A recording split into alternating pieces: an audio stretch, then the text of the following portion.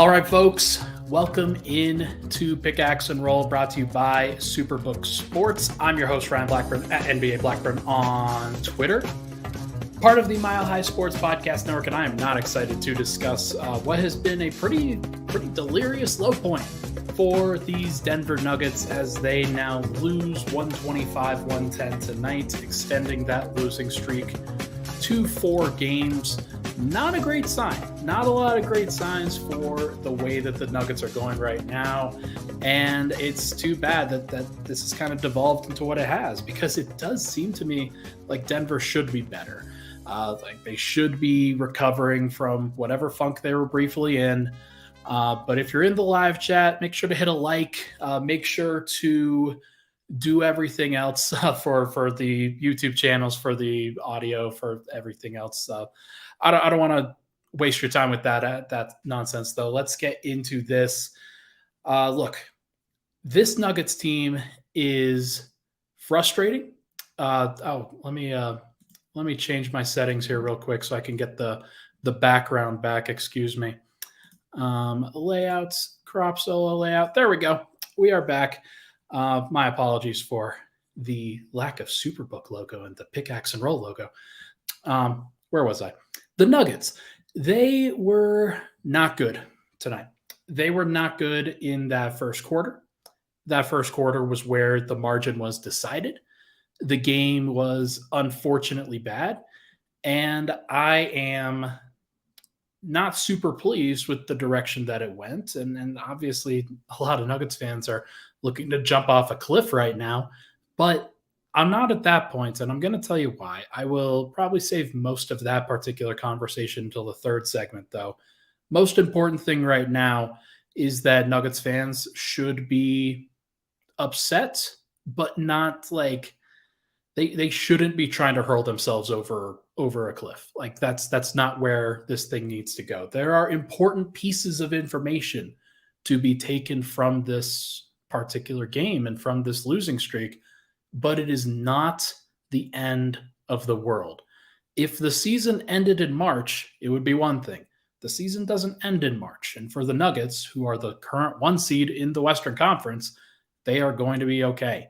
I promise you that. I know it doesn't feel good, but they are going to be okay. Let's talk about the game. Let's start with Nikola Jokic, who, and I'm going to save Jamal until the second segment, by the way. He played a lot of his time at the bench. We're going to balance it out a little bit with that particular conversation. There's a lot to be had there, but Jamal was not good. We will get to him, I promise. I'm not trying to bury it. Nikola, in his minutes, only took 13 shots tonight. I think part of that, the byproduct was sharing the ball with the rest of the starters, obviously. There were some things that the Raptors did really well that OG Anunoby and every other person that rotated onto Jokic did pretty well, where they would collapse on him once again, try to deny the ball as much as they possibly could, and then try to remove as many gaps in driving lanes as they possibly could when he got the ball in ISO and in post-ups and things like that. It was very rare for him to not see 2 bodies tonight. And yet there were a lot of opportunities for him getting hit with back cuts and doing some good things, running in transition, finding opportunities where he was singled up, and then taking advantage of that every single time. It was very rare for him to miss one of those opportunities, and he really did it. I thought he did a pretty reasonable job. I think the stat line speaks for itself here. 28 points, 10 of 13 from the field. Missed his only 3-point attempt, but he went 8 of 8 from the line. That's how you know that he was very focused. Obviously, Denver lost the rebounding battle tonight, and I think that that's probably one of the more under-discussed reasons as to why they lost this game, but he only had 8. Usually he's game for about 12. He's got to rebound a little bit better, and I thought in the first quarter he was actually one of the culprits there for losing extra possessions to Jakob Poeltl and to a lot of other people. I do think that it was an across-the-board kind of issue throughout the game. It was just more Jokic in the first quarter to Poeltl, who's a really good offensive rebounder. It's not a major criticism here.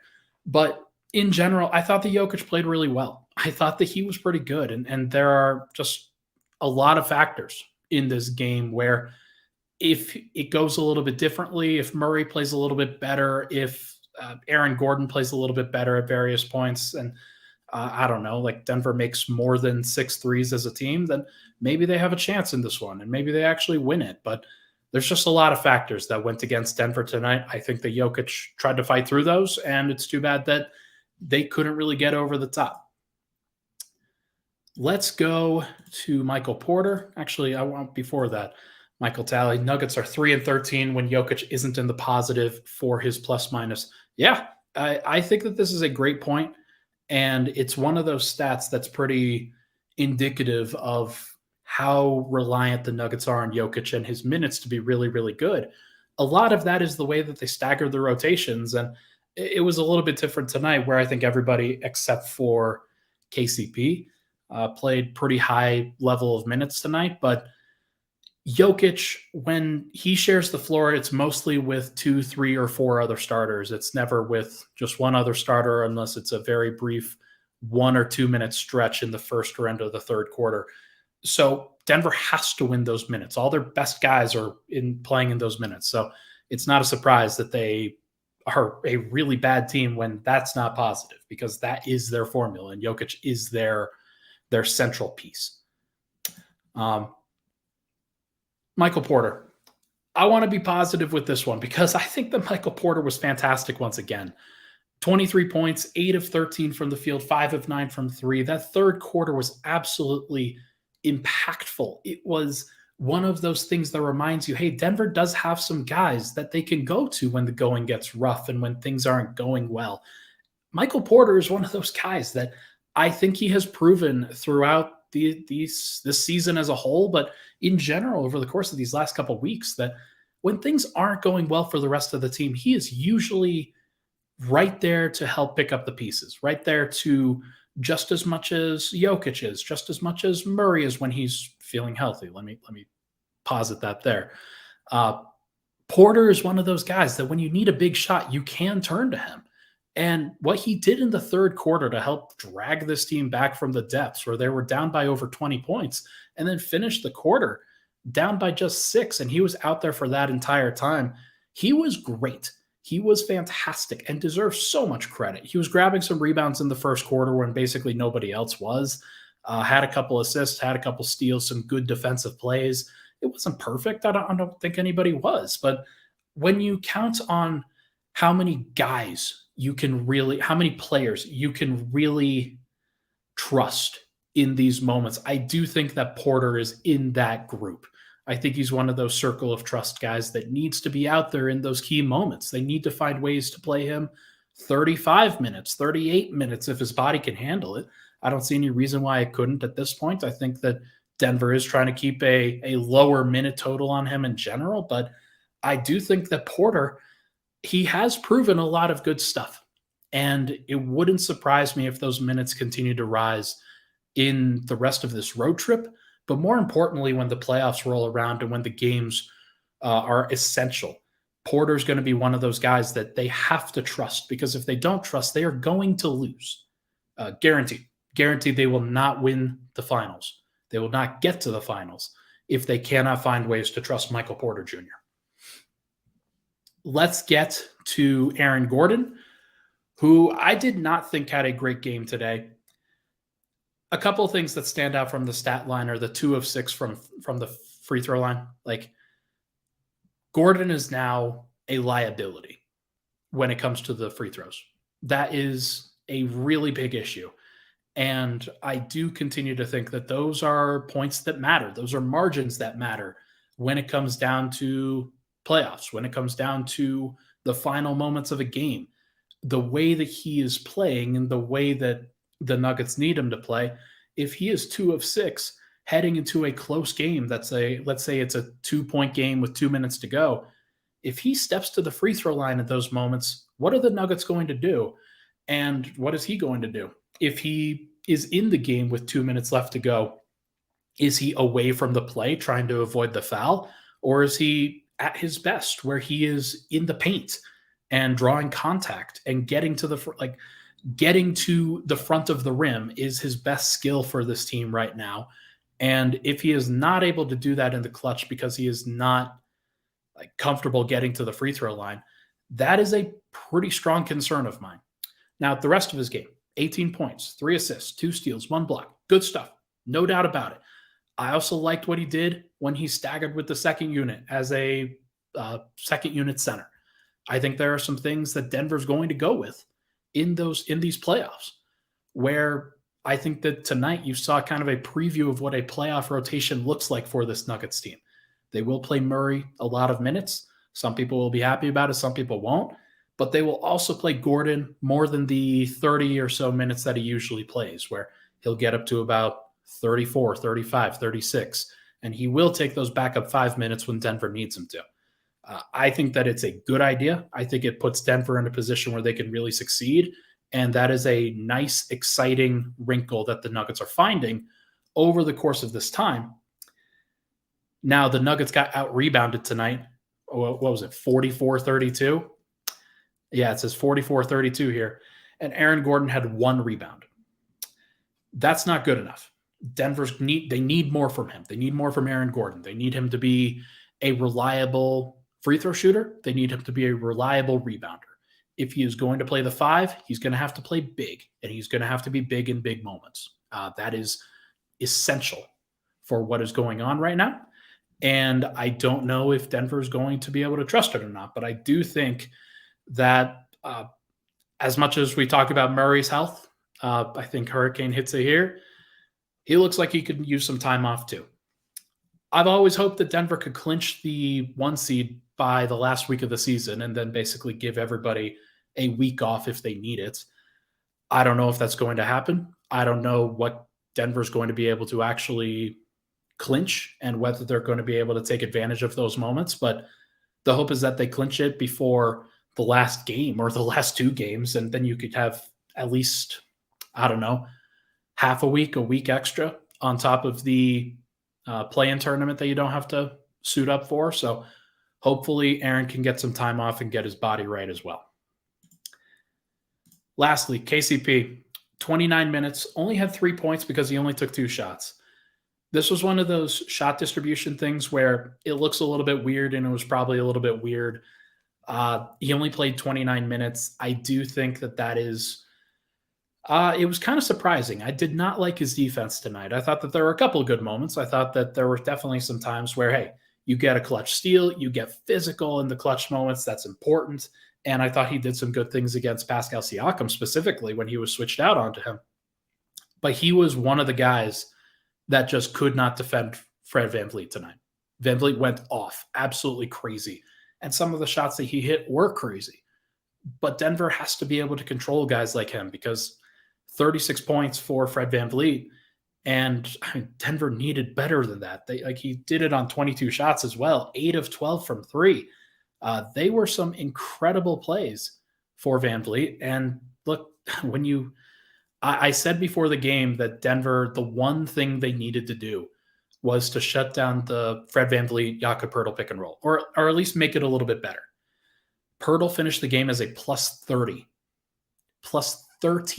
in a 15-point win, and VanVleet was plus 21. So clearly they did not do the right thing. Clearly they did not play it well. Could they have done better? Absolutely. Will they do better going forward? Probably. But that's one of those things where I know that KCP wasn't on VanVleet the entire time, but he's got to be the guy that shuts that down. And I do think that Denver needs something more from this group, and they're going to have to look to their vets in KCP and Aaron Gordon to really shoulder that, because I don't think that Jamal can do it right now. I don't think that Mike should be asked to do it, although maybe he needs a look, because I thought he actually defended reasonably well in those switch situations. So Denver's got to find ways to get creative defensively with the starting lineup, because I don't think that Murray's doing a good enough job with it. And KCP, especially over these last couple weeks, has not been the defender that he needs to be for this team. So it is March. It is not the playoffs yet. Everything will be okay. But I do think, and Alan says it here, we're going to get to Bruce Brown tonight. I think that he's a guy that needs to be better, and he's a guy that Denver could go to in a lot of these situations. And the fact that they haven't been able to, or have chosen not to, is not a great indication. So, all right. But tell you what, let's take a break.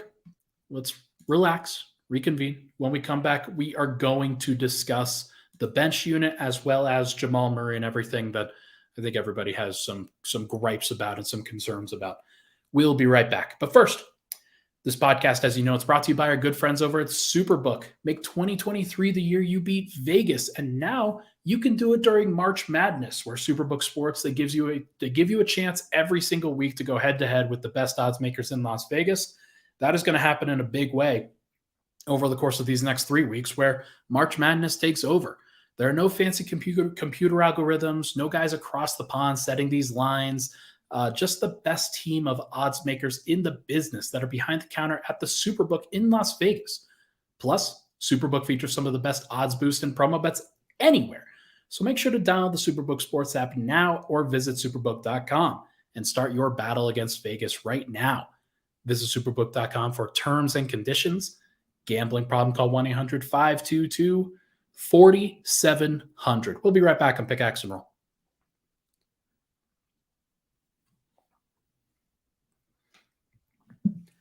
All right, we're back. Pickaxe and Roll, Ryan Blackburn here. Thank you so much, everybody, for tuning in. Appreciate all the love and support on the podcast. Everybody that's in here, make sure to go give this a like. Make sure to check out all of the other great content that we've got brought your way on the MHS YouTube channel, MHS, all the platforms, basically. And if you're listening on the audio side, thank you so much. Make sure to leave a rating and review over there if you can. All right. The thing you've all been waiting for, I think. First half bench lineup for Denver was Jamal Murray, Bruce Brown, Christian Brown, Jeff Green, and Thomas Bryant. At one point tonight, Jamal Murray was a minus 28 in 15 minutes. It was bad. It was really, really bad. And Thomas Bryant didn't play well in the second half. They decided to go with Aaron Gordon at the 5 instead. But Christian Brown being in there is notable. Reggie Jackson being pulled, not playing in this game, and I think it was the right call, of course. We'll get to Christian Brown in just a sec.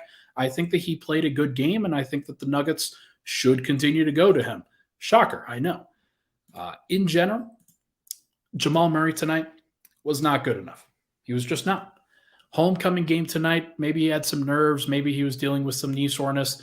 It doesn't frankly matter. Like, Denver needs him to be the second best player on the team if they want to win a championship. And on a night where Jokic takes 13 shots, Porter takes 13 shots, Gordon takes 13 shots, Jamal was the guy who took the most. He was the guy who used the most possessions and took 18 shots, finished with 14 points, and just wasn't effective enough on either end of the floor, but especially the offensive end. He did have nine assists. I want to credit him there. He did have 2 steals and a block. Want to credit him there. But the 5 turnovers absolutely cancel out the 9 assists. The shooting obviously is horrible. And the defense tonight for him was really, really bad. I was not impressed with the level of physicality that he played with. It looked like he was getting bumped off his spots pretty consistently. He did not handle the ball pressure really well. He did not pass the ball really well, even though he had 9 assists. There were some moments, and I don't want to – look, I am seen as a Jamal guy, and I am a Jamal guy. I want to see him succeed. I think that he's the second best player on the team. I think that he had a legitimate shot to make the All-Star team this year had he started off the season a little bit better. But right now, the level that he's playing at is not requisite with what the Nuggets need. Finished the game a minus 20 in his 40 minutes, which means that there were a plus 5 in the other 8. It wasn't like they were awesome. Don't get me wrong. Like, Denver could have been better in those minutes too. But I do think that Denver, they just need more from him. And I think what you notice in this, Stefan, I think, gets to it here. The Raptors are just too big for him. He could not keep up with Fred VanVleet on the defensive end, and he gave up some open shots, gave up some open opportunities in that stretch. I think that in general, like, and especially when he's on the offensive end and they've got Scotty Barnes on him, they've got OG Anunoby switching onto him, Pascal Siakam, even their guards in Gary Trent Jr., Fred VanVleet are pickpockets. They are very, very good at making life hell for those kinds of guys. Denver, for whatever reason, they have a lot of trouble with Toronto. They had a lot of trouble with Brooklyn. I think that Murray, is emblematic of that as well. I think it's the wings. I think it's that physical size. Now, Jamal's had a lot of success against teams that play a lot of wings. Think of the Clippers, for example. The Clippers are really, really good, and they have a lot of good wings. And it didn't matter if they put Paul George or Kawhi or Nicholas Batum or anybody like that on him. He was great. He was fantastic, especially in the bubble. And I think that what this says to me is that he's just not healthy. He is not playing like he is healthy. He is not playing with the burst, with the physicality, with the quickness that you need from a guy like him. He's not really shaking free from these bigger players. And you notice that on switches when it was against the Nets with Nick Claxton. And you notice it tonight where he's got these big wings. You've got to do better than the shots that he's getting. And I do think that he got some open shots and just missed them. It's not like sometimes we overstate this where it looks like it's bad and it feels bad, but if you have a couple shots that rim in instead of rim out and he's 7 of 18, it was a bad game and it could have been better. But I do think that the overall feel of it was how Nuggets fans are. I think it's how they were perceiving it. I do think that it was bad. I think that he needs to be better. There's no doubt in my mind, folks, that like I could be as much of a Jamal guy as I want to, but he's just got to do it. Unfortunately, I do think that Denver, with the lack of time that they have for the rest of the season, there's only 13 games left. And because Denver is now in the tenuous position where they have a 4-game losing streak, they don't have a lot of great opportunities to rest Jamal ahead of the playoffs and get his body to the place where it's perfectly good. I think that he could use a week, just like everybody could use a week. He is trying to fight through it, but I honestly think that if he is going to play this way, Denver has Bruce Brown.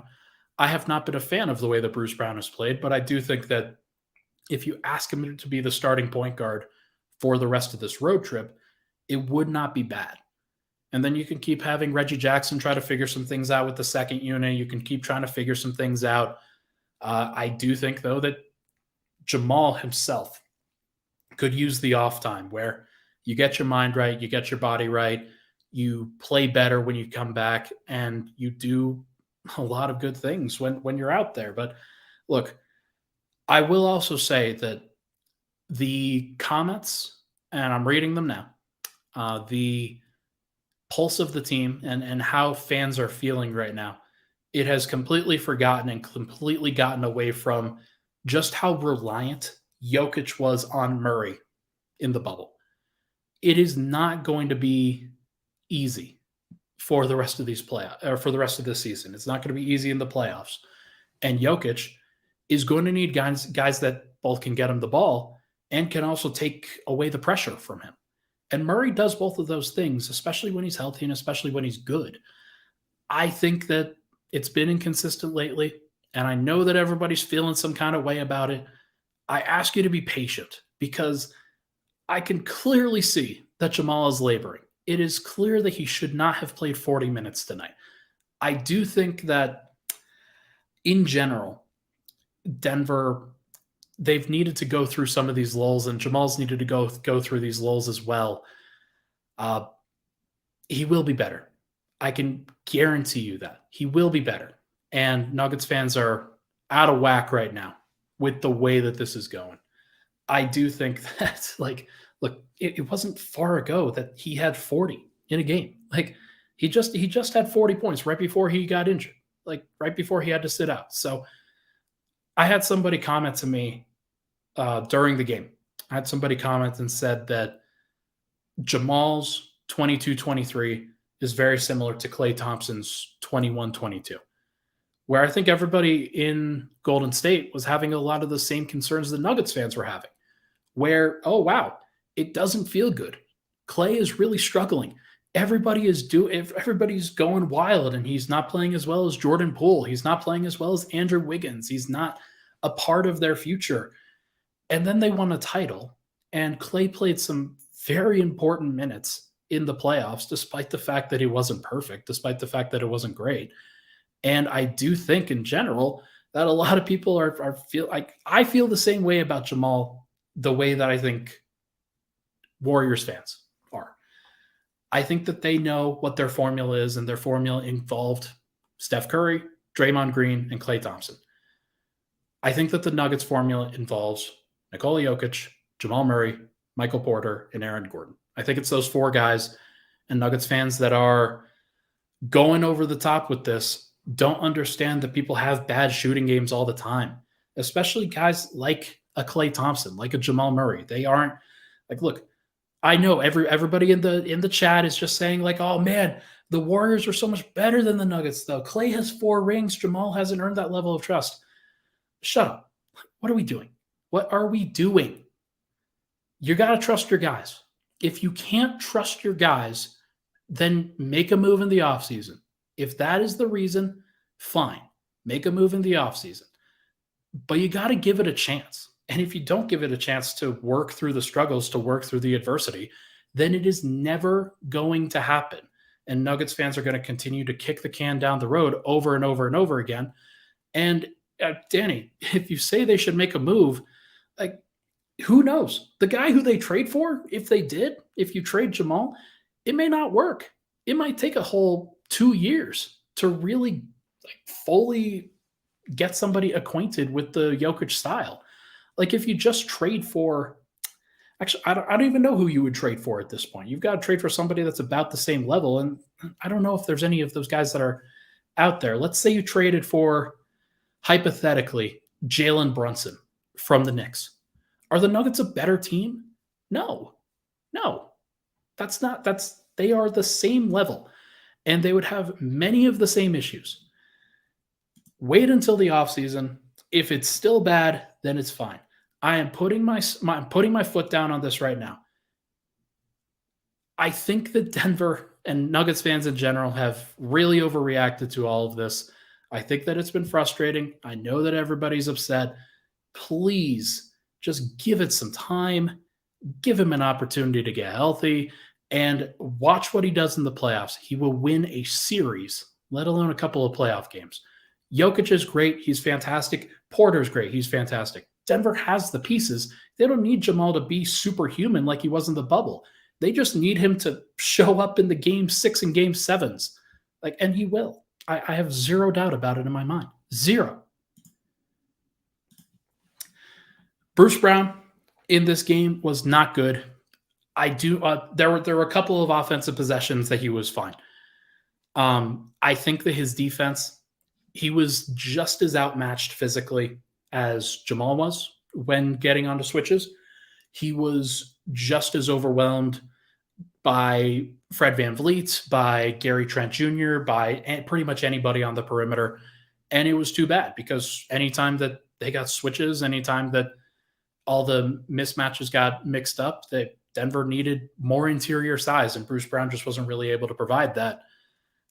He also, the one turnover that he had, it sticks out in my mind like a sore thumb because Denver was right in the position where you're trying to push forward, you're trying to crack through, and then he commits this egregious, awful turnover, gets ripped by VanVleet at half court, and the momentum just goes back to Toronto in that moment. And it was one of those watershed moments where Bruce has got to be better too. Like, he played 22 minutes, and in this particular game with Jamal playing 40, you want that much more even. You want 35 minutes for Jamal or less, and you want Bruce Brown to be able to play closer to 30. I don't think that he earned it. I don't think that he earned the time. It's brutal in general that there are some definite possessions that he needs to be better. Now, there were some where he drove, and I think the ball was better off in his hands than it was in Jamal's hands at times, where he drove, he found a mismatch, he was getting baseline, he was getting middle, he was doing a lot of good things with the ball in his hands. And I think the -3, I do think that says a lot, that when he was out there in place of Murray with the starters, those lineups were really good. When he was out there, even with Murray and even with like Jeff Green and especially Aaron Gordon in the second half, Christian Brown as well, that lineup was pretty good. And it's one that I think Denver can go to going forward, especially if Murray kind of gets into a better place physically and shoots a little bit better. Denver has enough in those moments. And I think that they have to figure some stuff out with their second unit still, of course, but we'll get to that in the third segment. Look, Bruce has got to be better, I think. I do think that the 12 points on 7 shots is good, and there is a place for that. But he is one of those guys that you look at the level of the defense and how they are executing, and Bruce is not executed at all. He's got to be better on that end just as much as everybody else, and he has kind of skated by over the course of these last 3 months when I think his defense has really deteriorated. There are a couple of blocks on the perimeter. There's a couple of nice plays. He has some good moments where he's rebounding. Hasn't really been able to tie it together in a string of good defensive performances. And Denver needs that right now more than ever. They need Bruce Brown to be the best version of Bruce Brown. Jeff Green. I actually think this was a really good Jeff Green game. Had an egregious turnover. It was the one where he was passing across the middle of the floor to Christian Brown right at half court, and it gets picked off for a coast-to-coast dunk. It was bad. That one was a bad moment, but in general, I do think that Jeff played pretty well. He's got to make more threes. That's definitely something, but made all of his twos, had 5 rebounds, including some contested ones, had 3 assists, and I thought that he switched off and had some really good possessions defensively too.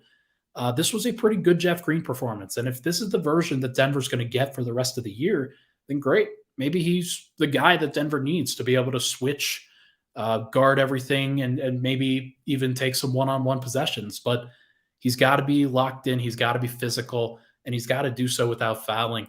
Did a pretty good job not fouling tonight, but I do think that he's still he's one of those guys that can get a little bit overzealous with his closeouts, things like that. But thought his interior defense was pretty good. Thought that he did some good things. And there were definitely, I think this has been pretty good. Love that he yelled in the huddle and came out aggressive on D after that timeout. You like to see that from your vets, but I do think in general he was one of those guys that Denver could count on. And it's not surprising that Michael Malone went to him in a trust moment, that he went to him where they need a win. They try to get good stuff from Jeff. I think he's in the circle of trust for Michael Malone. Whether he's in the circle of trust for Nuggets fans, I got to figure not. But I do think that Denver, whether they need that or they need Vlatko's kind of 3-point spacing and doing a little bit extra from a shooting perspective and maybe a connectivity perspective, I don't know whether that's ultimately going to work out, but we will see whether that ends up happening. 2 more before we hit another break. Christian Brown, low usage night for Christian Brown in 17 minutes, had a block. It was a loud block in kind of help defense where he used his size, used his athleticism to get over and challenge a shot on a guy that wasn't his guy. It was a jumper as well, or maybe it was a floater in the lane, but good play by him regardless. And there were a couple of moments where one of them was in garbage time, but there was one where Jamal kind of got the ball over to him on a secondary drive, basically, where Jamal trying to he puts himself on one wing in the slot. Christian Brown's in the other slot. He gets a bounce pass from Jamal after Jamal tries to kind of give a half-hearted drive. And then Christian creates the shot for himself in the middle of the floor, gets to the middle, puts up a nice shot. And that is, I think, the vision of what Christian Brown can bring. He can take advantage of those size mismatches. He can get past some of the slower guys if they switch out onto him. And he's one of those players that I just think needs to play more. He was a -12 tonight, though. I do want people to fully recognize that in his minutes, he was a -12. The Nuggets were only a -3 when he was off the court, so it's not like they were way better. But he still has to figure some stuff out. The team doesn't necessarily play great basketball with the bench unit. I think that Jamal took too many shots with that second unit. I think that Bruce probably needed to, he was actually probably at the right number of shots. I think that probably 3 or 4 of Jamal's shots should have gone to Christian, and then another 3 or 4 should have gone to others in the starting unit, I'd have to imagine. But look, Christian has to be out there with his wing size, his ability to switch. He's locked in on the defensive end. He makes fewer defensive mistakes than other guys. He has to be out there for Denver to be the best version of their playoff selves, I believe. He's one of those guys that I think they can trust, and Denver did go on a run while he was out there. It was when Jamal? No, it wasn't when Jamal went to the bench. It was Jamal, Bruce Brown. Actually, it wasn't when Christian Braun was out there, although he was out there for part of it. I think it was Bruce Brown, Christian Braun, Michael Porter, Jeff Green, Nikola to end that third quarter, and Denver was able to cut into that lead. And I think that he has that versatility that he can play the 2 or the 3. If they try to ask him to play the 1, if they try to ask him to play the 4, it's probably not going to be as good. But in general, I thought that Christian, pretty good, still needs to be better. The team needs to be better in general while he's out there, and he can help with that, but they've got to trust him. And Murray's got to give him some opportunities. Bruce has got to give him some opportunities. The rest of the team, it can't go to Jeff Green ISOs. Give it to Christian Braun on the wing and see if he can create. That would be my piece of advice. And finally, basically 6 minutes for Thomas Bryant in actual time. Then he played a couple garbage time minutes, got up a couple threes, not necessarily great. Low usage for him, 1 rebound, 1 turnover, -5 in those minutes. And I don't know if they trust him. I don't know if they're going to be able to play him, guys. I really do think that the rotation that is starting to come into focus is an 8-man rotation with AG playing the backup 5 and the starting 4. Porter playing extra minutes at the 3, either Jeff Green or Vlatko playing the backup 4, and Bruce Brown and Christian Braun kind of taking up the 1, 2, and 3 minutes off the bench. There will be some staggering. There will be some other guys that kind of get into it, but I don't think that Thomas Bryant is going to be in the rotation. He just has not fit in to what Denver's needed, and I don't think they have enough time to really figure that out. So this is part of the adversity. We are going to have to talk about a lot of it, but in general, not a good game. I do think that some good things came out of this. It wasn't all bad, even though Nuggets fans are feeling really bad. I think if you get a better Jamal performance, you might win this game. Like, everything else was pretty normal, pretty standard in general. I thought that Jamal, not good enough. And Denver's going to have to figure it out. They're going to have to find ways to get him healthier, get him better. Because if they don't get that, then they are going to lose, as everybody here continues to remind me. So let's take a break. When we come back, we are going to talk about adversity and what happens when it hits. We'll be right back.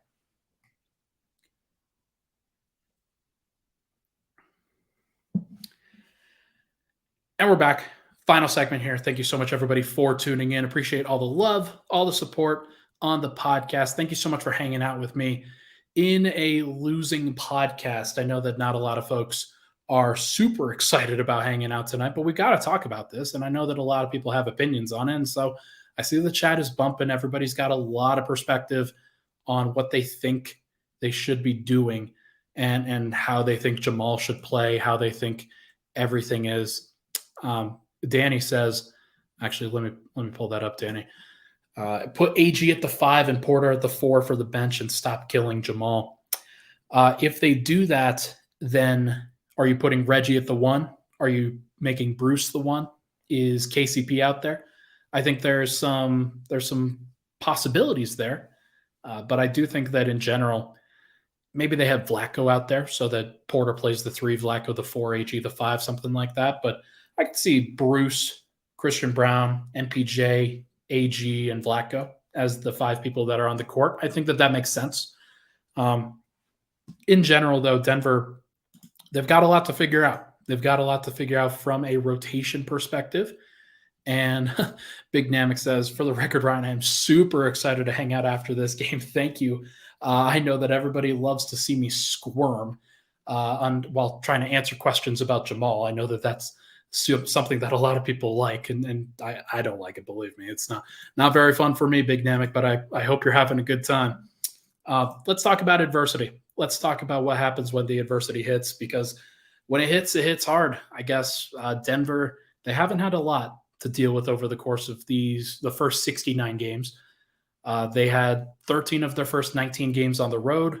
Things weren't great during that stretch, but they figured it out.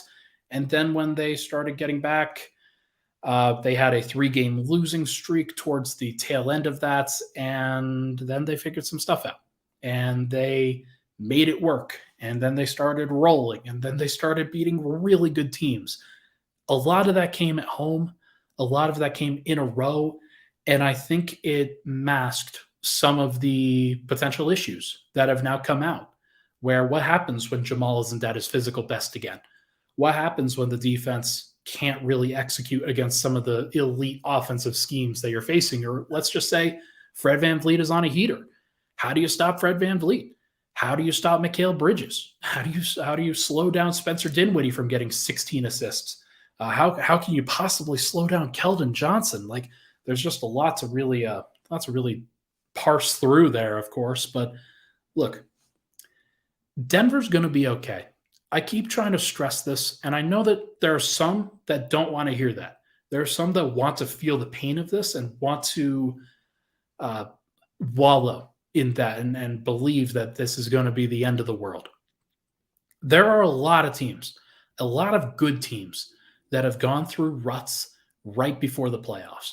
And what I can say is that the playoffs and the regular season are so entirely different that most teams get to wipe the slate clean in general. There's going to be plenty of time because of the play-in tournament between the end of the regular season and the playoffs. It might be a week long. It might be an extended stretch where Denver's going to be able to refocus in those moments. They're going to be able to figure some stuff out. They are going to approach game one against whoever they face. And honestly, that's going to be a tough one because they will probably not know who they face until about 2 days before the actual game.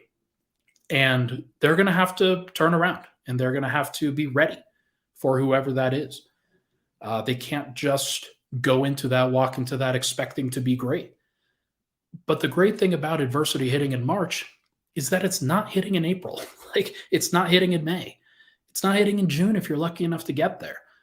The great thing about adversity hitting in March is you get to see yourself in the mirror. You get to see who responds to it, and you get to see the people that you want to actually go to war with in those situations. Because I can tell you for a fact that there are players that crumble in those moments of adversity, and then they never recover. Even if those moments occur in December or January, like they did with Bones, there are a lot of guys that do not do well in those moments. That's why veterans are players that coaches really love to surround themselves with, because they have always been hit with moments of adversity throughout a long career. I think that Denver has a good mix where Jamal coming back from this thing, obviously it's getting to his head a little bit. It's not just his body physically. It's getting to his head. He knows how much he's struggling. He knows what he can and can't do, and it's probably pushing him a little bit. It's probably making it difficult. I think with Michael Porter, there was at least a little bit of that. And I think he's gotten over a lot of it over the course of this season. There have been moments where teams have attacked him when he's failed, and there have been teams that have attacked him and he's succeeded in other moments. And that's exciting, because what it says to me is that Denver is going through it and they're learning about themselves. They are learning new things that they did not know before. And I'm glad that they're able to go through it now, because it means that you get to address some of these big issues. So what are those? The first one that everybody's got to go through is Jamal Murray's health and consistency. There's no secret. He hasn't been good enough. I don't think that if you get this version of Jamal, you're probably not getting out of the second round, let alone getting to the conference finals or winning a conference finals or winning a title. Like, you're not going to do it. So Denver needs better from him. They know, and he knows that. I think everybody knows that. They're going to put some pressure on him, but they're not going to put so much, and they're not going to put as much as the fan base, that's for sure. They're going to try to get him to a good place where he can get back to doing the things that he's good at and get back to focusing on, hey, my body feels good. Now let's go win. It isn't going to always be about, I hope that for the rest of his career, it's not about his body. I really, really hope that. He has been dealing with a lot of wear and tear over the course of his season and over the course of his career, frankly, where he rolls his ankle a lot, he plays through a lot, and now he's just not invincible the way that he was when he was a young 18, 19, like early 20s kind of guy. I do think that he's got to figure it out, and he's going through it. The difference is that I think he'll get through it, and I don't think a lot of Nuggets fans have a lot of faith right now, which I don't know, man. Like the bubble, it speaks to me in a lot of different ways where you had to have true self-belief and true like basketball love in order to get through that. And I think that he has that. I think that he has that in spades. And that's the most important thing when you have to go through these moments of adversity. You need to love what you do and you need to love the grind. And he loves both of those things. I think that he will get to that. He'll get to that place. It's just when and if he can get there in time. Hopefully he can get there in time. Hopefully it's over the next 5 games. And then he kind of rides a high going into the playoffs. That would be great. It may not be like that. It might be a little bit more segmented. It might be a little bit more up and down. But that's probably the biggest thing that the Nuggets have to figure out. If I were them, I would sit him out for the rest of the road trip. I would have him come back, play against Drew Holiday and the Milwaukee Bucks when he does ultimately return, or maybe he plays against Washington or something like that. But if he is asking to play in the next few games and asking to play in the back-to-back and things like that, I would just say no. I would just say this is too important for us to mess with and for the team to really have to get through. They have to be able to get into a great place physically, because if he can get to that place, then some of these bench minutes will be better.